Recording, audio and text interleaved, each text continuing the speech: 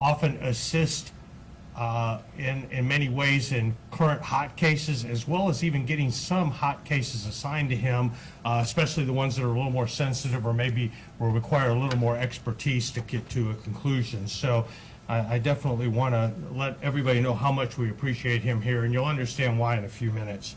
I also have our state attorney for the 5th Judicial Circuit, Bill Gladstone, here. I do have Commissioner and Chairman, County Commissioner John Alaco here. We could not do this without their support. Even something as simple as getting this room set up is important in our partnership of these types of issues. I also have former detective, now Sergeant David Boyer with the Pasco County Sheriff's Office, and you'll understand why in a little bit. I think most of you know already that we are here to talk about the Jennifer Odom case, but before I do that, I've got to go back about 13 months before Jennifer's case, before she was abducted, and in north central Pasco County, another young female who was getting off the bus, and she was in her mid to late teens. She was getting off the school bus and was horribly attacked and sexually assaulted. Brutally is an understatement. She actually had injuries to her head and skull that were very significant, and she was left for dead. Fortunately, the victim survived, but her life was forever changed, even to this day. She was a true victim, a good kid. She actually moved from out of state to an area of less crime. Dean's List, just a good all-around kid, and suffered this very brutal attack, a true victim. And these are the most difficult and frustrating cases for law enforcement, because these are individuals that are not engaging in a high-risk lifestyle and are victimized. Fortunately, in that particular case, law enforcement was able to get some biological material, and of course, Pasco Sheriff's Office at the time placed that into evidence, and we'll talk about that in a little bit more detail in a moment. 13 months later, almost to the day, on February 19th, 1993, most of you know that Jennifer Odom in northeastern Pasco County was getting off her school bus. She was a little bit younger. She was only 12 years old. Again, another young person that we've come to know through this tragedy as being a water skier and just a good all-around kid. Everybody just loved her to death. And she was abducted. Of course, Pasco Sheriff's Office at the time started a massive manhunt, and every agency in the Tampa Bay area was looking for the blue truck that was seen in the area by some of her classmates. I think every one of us, and especially those in law enforcement, can look at Jennifer as our sister, our niece, our granddaughter, and realize that, man, that is a tragedy beyond tragedies. As we said, other students in the truck other students in the school bus saw a blue truck, and that was kind of the focus of the investigation over the last 30 years or so, because it was believed that that driver of that truck may have been involved in the abduction. 6 days later, on February 25th, the unthinkable happened. Jennifer's body was found here in Hernando County off of Powell Road. She, too, was brutally attacked and brutally, this time murdered, and she was out in that field for some time. We're not exactly sure how long her abductor kept her captive or when exactly the murder took place, but we are relatively confident the murder took place in that field, obviously sometime prior to her being found. Over the next 30 years, Hernando County Sheriff's Office detectives investigated Jennifer's murder. Every viable lead, including those that came from Pasco Sheriff's Office and or the Florida Department of Law Enforcement, or every citizen, from people that had some information to people that were totally off base on this investigation, but they were all tracked down and investigated thoroughly. Even some of the leads over the last few years were revisited just to make sure that the detectives didn't miss anything. I can tell you that the investigation never stopped. In fact, Detective Logan will tell you that on Friday afternoons when I was in the county and wasn't dealing with any difficult situation at the time from an administrative perspective, I would go back to his office, and if my assistant was looking for me, she could usually find me back there talking to George about this or other cold cases. And this was usually the top of our discussion about what we'd done, what we could do, what we hope to do in the future on this particular case. Dozens and dozens, maybe even hundreds of items were tested and retested every time a new technology came out, thinking that that little glimmer of hope that we might be able to get that smoking gun based on that particular test that was done. Hundreds and hundreds, and actually, if we dug into it, we'd probably find thousands of leads over the 30 years were thoroughly investigated. And to give you a little bit of perspective, how much work was done in the last 10 years or so. Nick Mick came in, was about 10 years ago. About 10 years ago, give or take, the National Center for Missing and Exploited Children reached out to us and said, we want to help. And one of the programs we have is we go into communities and we take these really old cases and we digitally scan every piece of paper so that you have it archived and readily accessible. And of course, we were thrilled to death that they would be willing to do that. I don't know if they realized at the time what they were getting into because the scanning, they said it was by far the biggest case that they had ever scanned at that time, and I don't know if the record's been beaten. Over 75,000 pieces of paper. And to put that in perspective, think of the biggest book you ever read. It is probably a few hundred pages, and this was 75,000 pieces of paper. Prior to February of 2015 sometime, that biological evidence in Pasco County was tested, and they got a full DNA profile. But that's only half the story. Once you have that profile, you have to have someone to match it to. So it was run through CODIS, which is the National DNA Database, and unfortunately, up until 2015, they had no leads on that particular DNA. But FDLE, we got to really send a big thank you to them. They were looking through some of their cases apparently and found this full profile of DNA and did something that's relatively new, and that is compare that DNA to local DNA and see if they get any hits as far as close matches. I mean, unfortunately, they did identify a family member who happened to be the son of what turned out to be our suspect. So in February of 2015, Detective George Loigren was contacted by then Detective, now Sergeant David Boyer, off to our side here from the Pasco Sheriff's Office, and they talk often. Cold case detectives throughout the country, but certainly in geographical areas, talk and brainstorm frequently, and he let Detective Loigren know that they had a very solid lead in that original case where the person was found alive. They were able to narrow it down to Jeffrey Norman Crum. Many of you may recognize that name from the case in Pasco. His date of birth is 8/18 of 1961. Exception of Jennifer, as we know, was abducted and found 6 days later. So he quickly, almost instantaneously, became our _1 suspect in the Jennifer Odom case. Detective Loigren, with assistance from our cold case volunteers, and we have a handful of volunteers that come in, intensive, because heretofore, I will tell you that we had many suspects in the Jennifer Odom case over the years, but just none of them panned out. And Jeffrey Crum was not one of the suspects that we had listed, so it really kind of came out of left field in 2015. But I can tell you at that point, Detective Loigren started an intensive investigation that he could find, and that was dozens and dozens and dozens that might have known or been even loosely associated with Crum before of Jennifer Odom.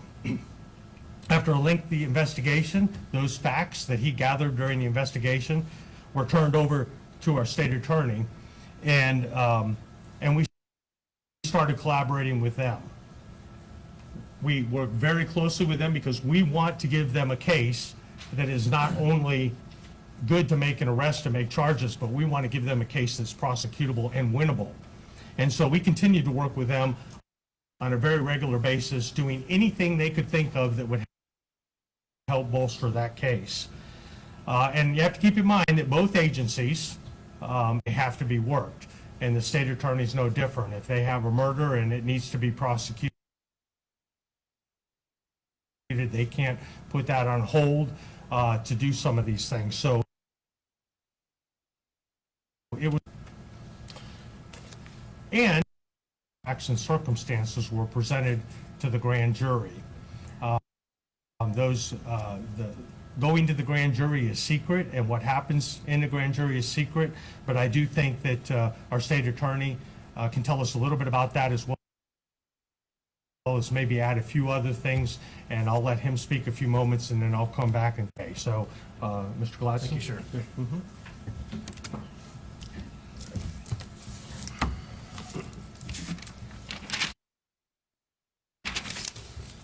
Good morning, everyone. My name is Bill Gladstone. I'm the state attorney for the 5th Judicial Circuit. That covers Marion, Citrus.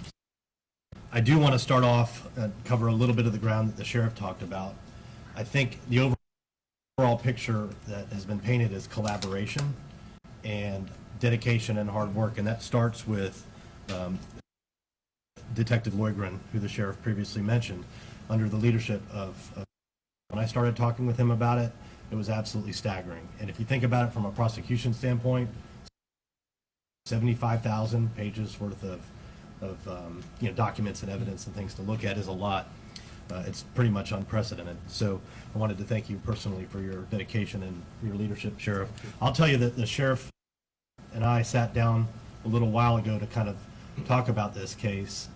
He, as he said before, met regularly with Detective Loygren, but we started talking about it and kind of trying to size up where we were at and with what evidence we had, and given the fact that the case was getting older and older, we wanted to, focus in on what we could do with this new evidence. It had a path for us to move forward. Also, couldn't have been done without the Pasco County Sheriff's Office and the detectives there. The amount of work that they put into that case is directly related to us being able to solve this case. It's instrumental. I can't overstate how significant and important that evidence is. Bruce Bartlett, the state attorney from the 6th Circuit, whose office, conviction, through appeal, post-conviction, those things are important. In fact, they matter to how we prosecute our case. So I just wanted to thank him and his office as well. And finally, the Florida Department of Law Enforcement. I've had an opportunity to tour all the labs in the state of Florida for FDLE and sit and meet with their employees and talk to them about the work they do. I think they're often, perhaps underappreciated. I don't think people realize how much we put on a lab with the evidence that we collect, especially the way that, science is evolving quickly. So they deserve credit for everything that they do. As the sheriff mentioned, the grand jury proceedings are secret. In Florida, they're designed to be secret. There isn't much justified. I can't talk about what happened in there. I can tell you that they came back recommending a true bill, an indictment for 3 counts, murder, kidnapping, and sexual battery. Presenting that case for our office was Rich Buxman. He's the chief homicide prosecutor for the 5th Circuit, and Pete Magrino, who's a homicide prosecutor who's assigned to Hernando. Any homicide that comes in that's a first-degree murder is going to be covered by Pete Magrino. He's worked with Detective Loygren in the sheriff's office since he's been in this office. He came from our Lake County office. The entire time he's been working on the case with them. And I can't thank them enough. When we evaluate a case, when we make a decision on a case, particularly a case of this significance, we, of course, always always want to make sure we have the right person, but we always want to make sure we have sufficient evidence to sustain a conviction, not just at trial, but on appeal.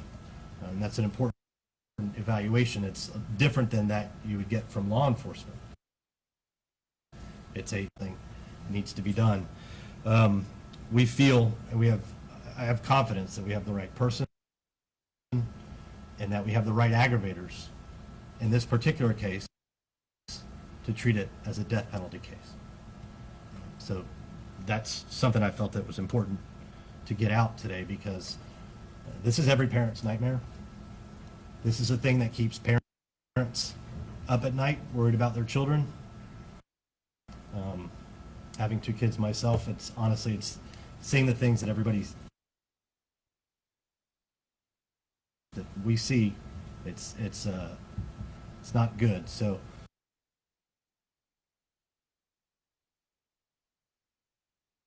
we'll do questions later. Yeah. Thank you, everybody. Thank you. Good job.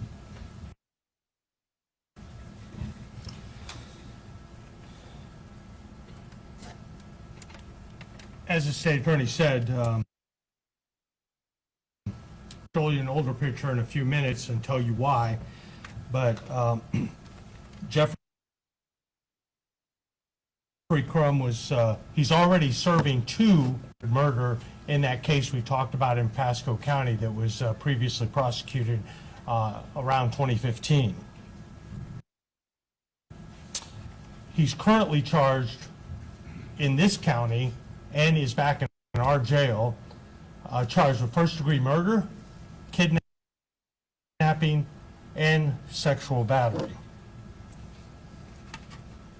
30 years, countless, literally countless, detectives and sworn law enforcement personnel and civilians and tipsters have had a hand in this investigation. Every piece of the mosaic. You know, the minute Crum was identified as a suspect in the Jennifer Odom case, Detective Loigren went to, and I can tell you that there was, other than the conviction in that previous, every other piece of the puzzle that got us to this point were tiny little fragments of things putting together to paint a picture that gave the state attorney and the grand jury enough confidence to indict Crum.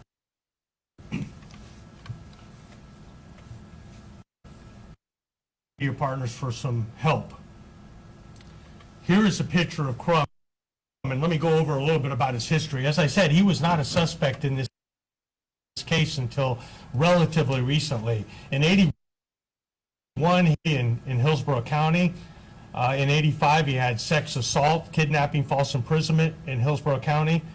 He had a carrying a concealed weapon by Tampa PD in 87. In 88, he had an aggravated assault with weapon and carrying concealed weapon.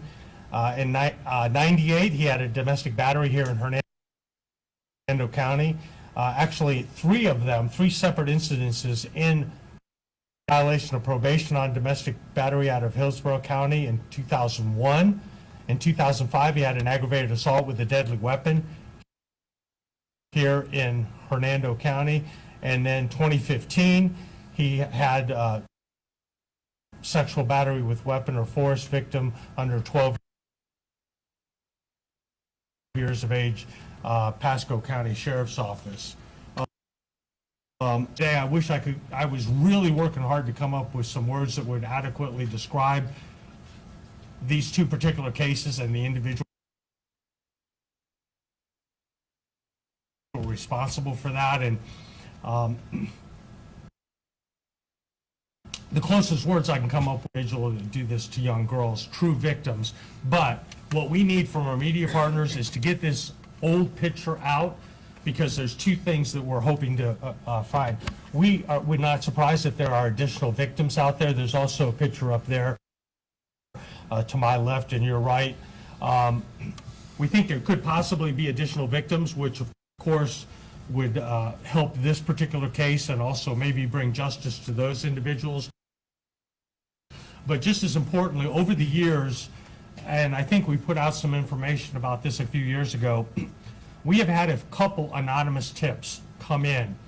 And based on the content of those tips, we are 100% positive that there are individuals out there that have more information about the Jennifer Odom abduction and murder. And we would like those people to come forward. Now, it could be a couple reasons they had not come forward before. Maybe their interactions with law enforcement in the past have not been great, and they don't particularly care to do that. And somebody that would be taken lightly, particularly by a citizen who may have information about his criminal activity.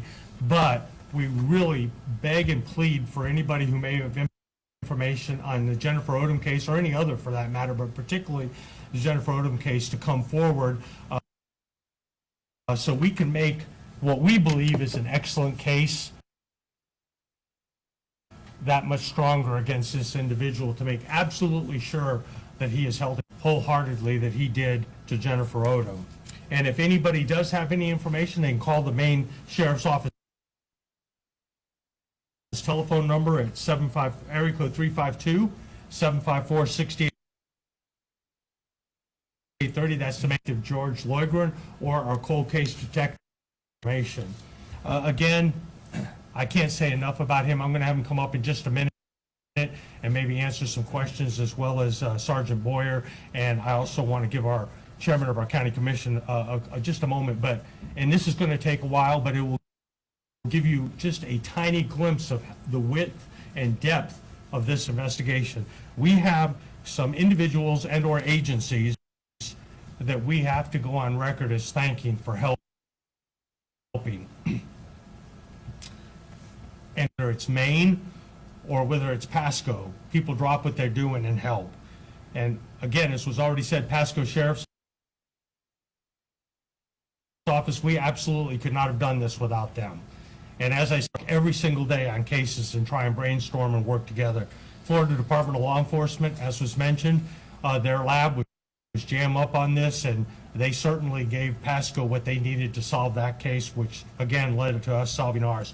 The FBI, over the years, they have done a tremendous amount of work on this case. The 5th Judicial Circuit, the state attorney, Mr. Gladson,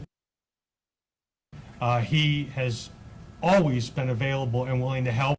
And I will tell you, he has a record in the state of being very willing to prosecute and send true criminals to prison, and we appreciate that partnership we have with him. As he said, the 6th Judicial Circuit State Attorney, they have been instrumental in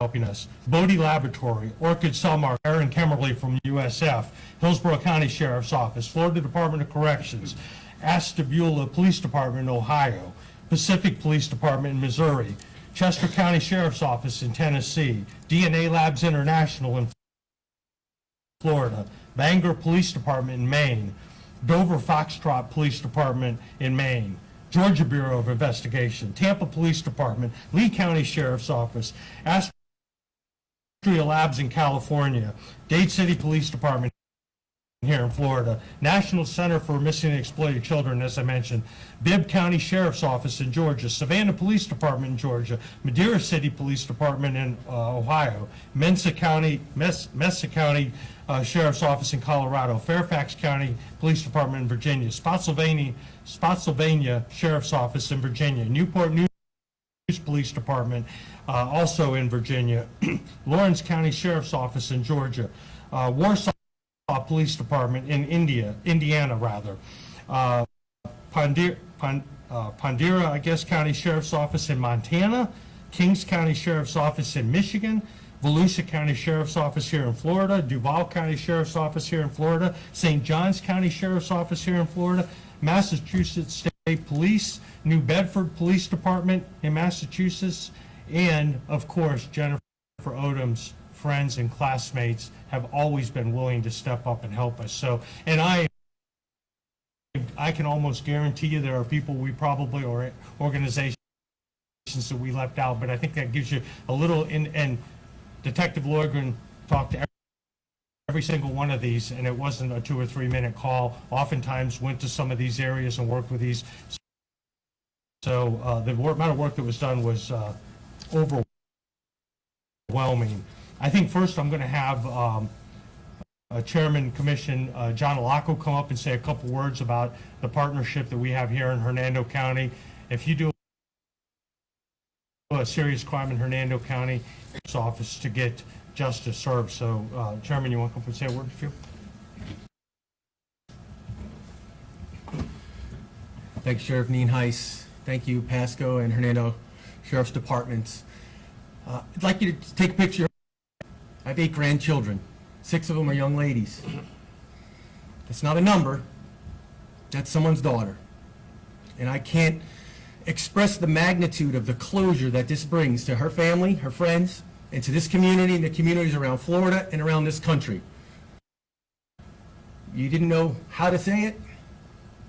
Someone like that can do what they did to that is evil. And I cannot thank you enough, everybody who's been involved, including my friend George here, for the work you did to bring closure to this and for this community and for Jennifer. So thank you very much. Thank you for the relationships we have with the Sheriff's Department and our county commission. Thank you for what you all do for our community and for the state of Florida and for this nation. These acts are not local. They're national, they're international, and we all need, really tugs at my heart. You can tell when I see all these agencies working together instead of in silos so that we can attack this evil that our world is seeing today. So thank you very much. Thanks. Detectives get emotional over this one, so. Speaking of, he's not so hard, but he's one of the best I know. And I tell you, he has a memory. I consider myself to have a pretty good memory when it comes to facts and circumstances of cases, but George blows anybody I know out of the water about the minute details of very complex cases. And I thought he might come up and say a few words, but I certainly want to make sure he gets the credit he deserves for the work he's done, the thousands of hours he's put into this. So, George? Thank you, Sheriff. Well, I want to thank everybody who spoke before me. Any of you know me, when the comment was made about long phone calls, you know how I talk a lot, so that's why they're all long phone calls. But I want to thank everybody for coming. I want to thank all my past and present and partners and my cold case volunteers who've worked hundreds of hours. And you find people of the press, if you could respect the family of Jennifer Odom right now and give them some time to process all this. I'm sure the sheriff will process this. We spoke to them yesterday. It's just, after 30 years, there's a lot to get through. I guess shock is one word, happiness, joy. I mean, it's a horrible act that occurred, so you're not really getting what fell back to them, but at least this individual is going to pay for what he did. But I know in the future they'll be willing to make a statement and come forward, and I'm sure they'll reach out to anybody here in the audience that they've already spoken to in the past when that time comes. So if you could please give them that for now, I'd appreciate it. Anybody have any questions for George, maybe? Detective, it wasn't necessarily the DNA. It's circumstantial evidence that you put in the man-hours to gather, the interviews. Can you just clarify that? Because I know DNA connected him to the first case. It's not necessarily the linchpin in this case. Well, I'm not going to not make any statements about the active case, obviously, because although Jeffrey Crumb's arrested, now the court proceedings are going to begin, whether it's 6 months or 6 years, the way the court system is and the size of this case and the magnitude of it.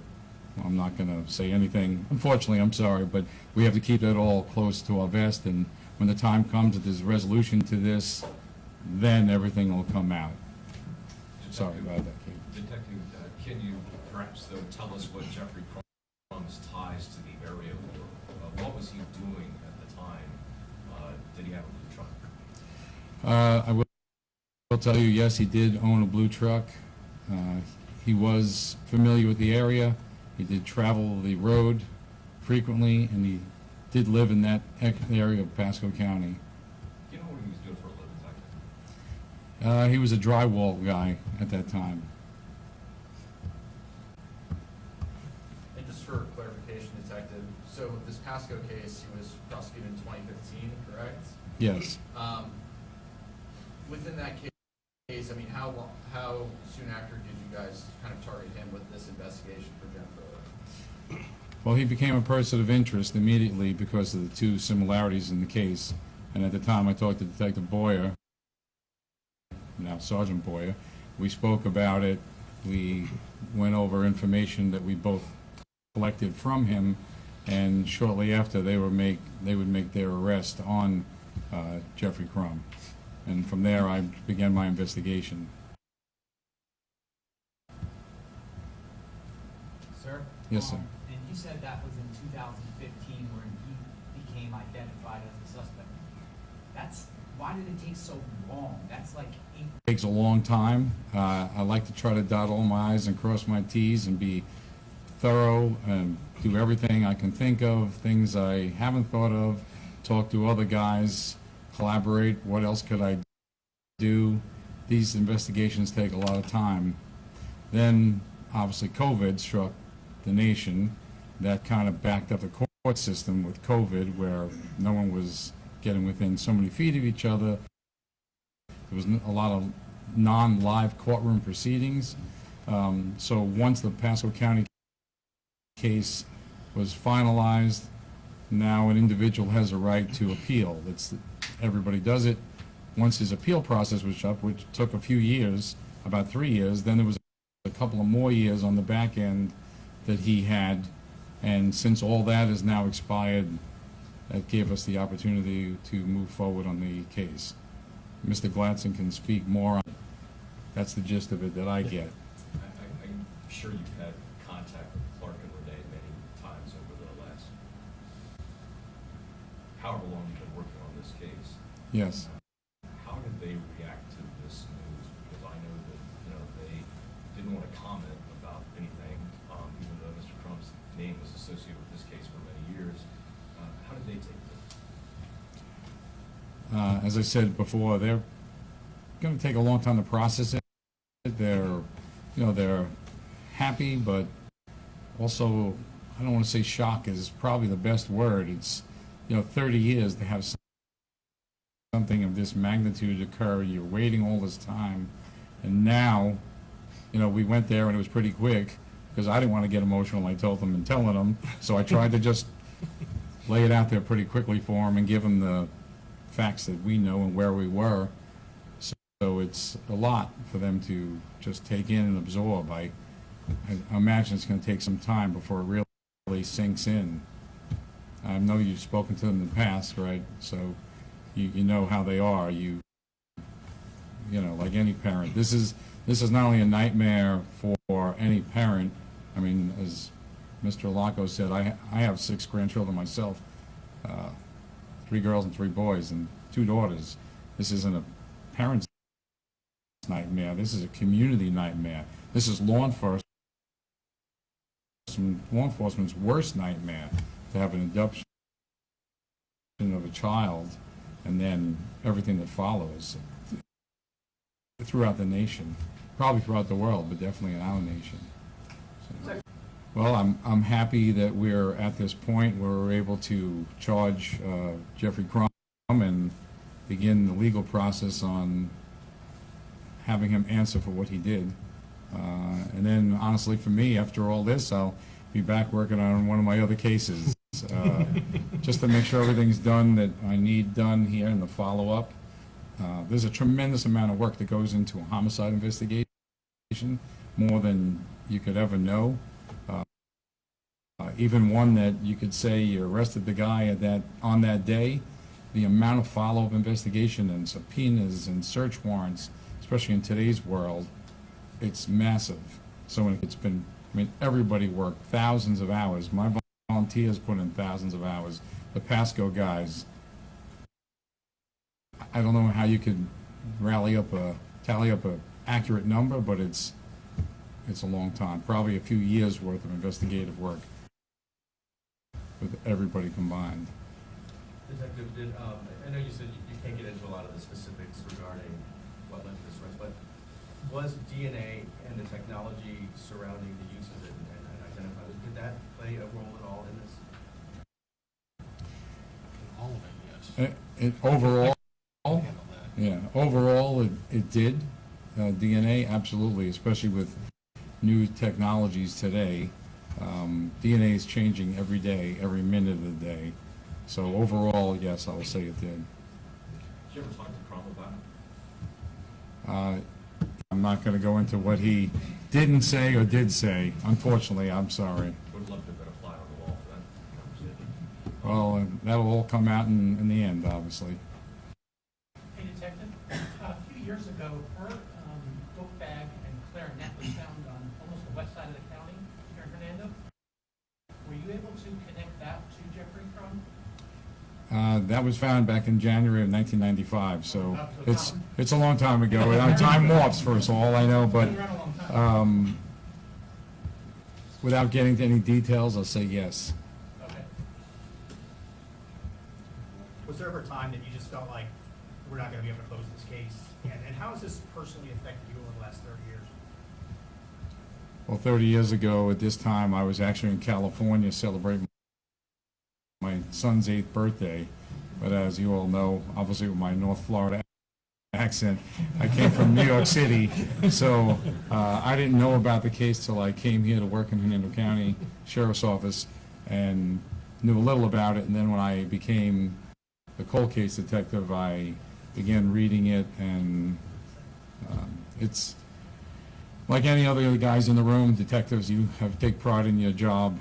I don't sleep much. I wake up, I'm making sure gee, did I do that in this case? What else could I do? Could I do something better? You know, and you take it to heart. I take all my cases to heart, as I can speak for all the guys in my unit and girls in my unit. Everybody works very hard and diligent. I'm happy where we're at, and just hope for the best in the future. Let's give Sergeant Boyer Yeah. a chance here. Thank you, everyone. This is, as I said, this is Sergeant David Boyer. He's from the Pasco Sheriff's Office. Go ahead. You might want to talk a little bit about that first case and maybe answer a question or two. Thank you very much. I appreciate it. My name is Sergeant David Boyer. I'm with the Pasco County Sheriff's Office, and I'm currently a homicide sergeant over in Dade City. Anybody have any questions for him? So, obviously Pasco was very involved in this from the start because of where her home is located. What does this mean to you and to the rest of your squad? Because I know that several of them have worked diligently on this case themselves. Exactly. I consider myself the last person to carry the baton across the finish line with the case from 1992 in Pasco County. So I'm very excited and proud of our partners in Hernando County. I'm also very proud of the Odom family that lives in Pasco, and I can say for all of the members of the Sheriff's Office in Pasco County, we're just very excited that you guys were able to take this case across the finish line and have this type of conclusion on its way. So we're very proud of everybody and very excited to be affiliated with this investigation and our partners in Hernando. Sheriff, I Yeah, sure. have a question for you. Because, you know, Mr. Crumb's name has been associated with this case since 2017. You know, we were told we were wrong about that, that he was not the suspect. Never said he wasn't a suspect, because from day one, everybody's a suspect until they're proven otherwise. Well, we were So told- I know I never said that. Well, I know that we were told that, you know, we had bad information about the. Well, I don't know who told you that, but it wasn't me. Okay. Again, we are extremely tight-lipped because, let's go back and look at it from our perspective.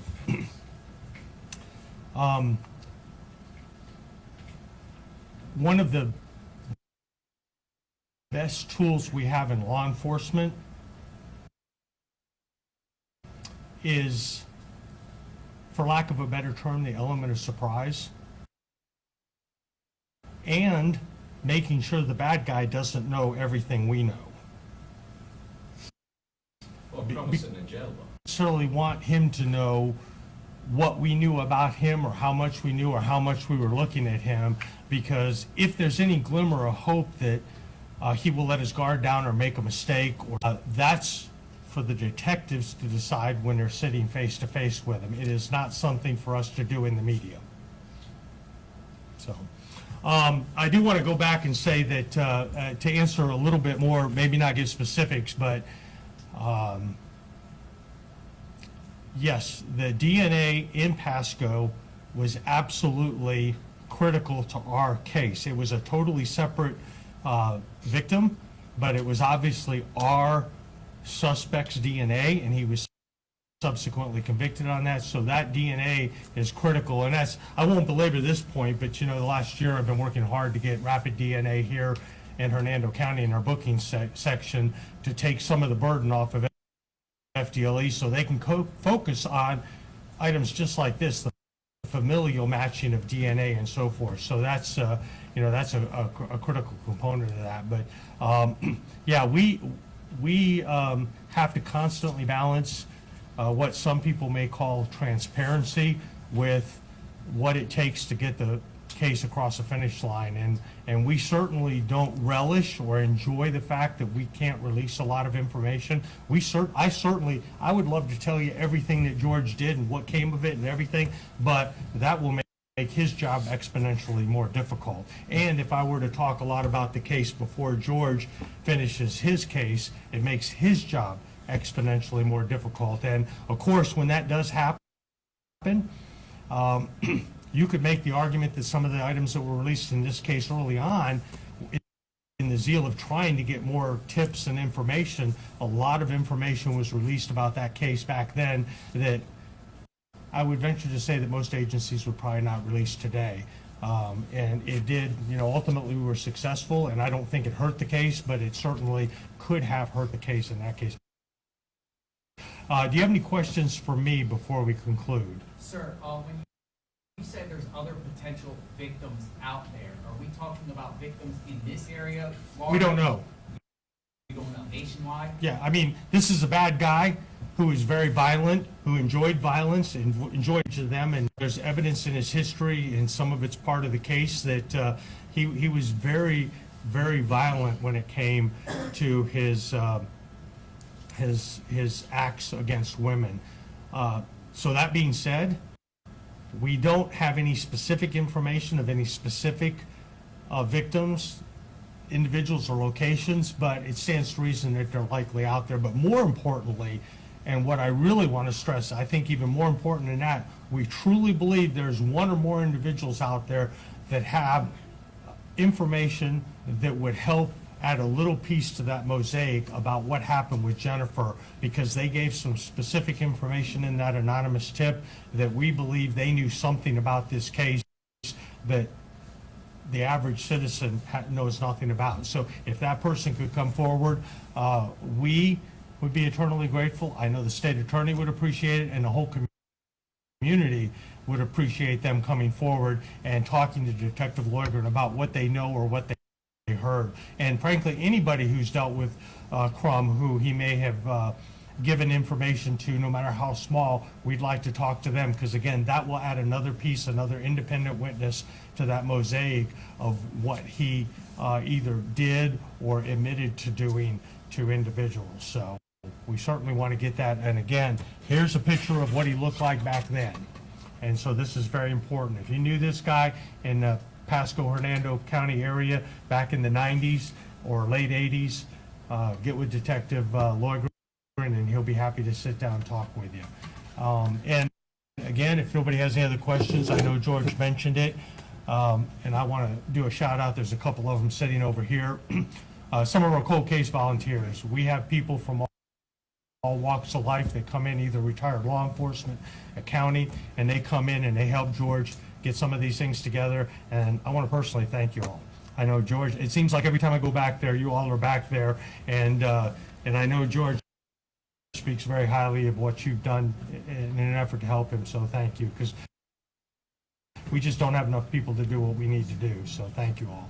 All right, if there's no other questions, again, thank you, and as George said, please, please, please be respectful of the family for the next several days or weeks, and George will be talking with them, and when they're ready to release a statement, I think they've already made it definitely public, but please respect them for the time so they can digest this and deal with it in their own way privately. Thank you all. Have a great day, and thank you for coming out.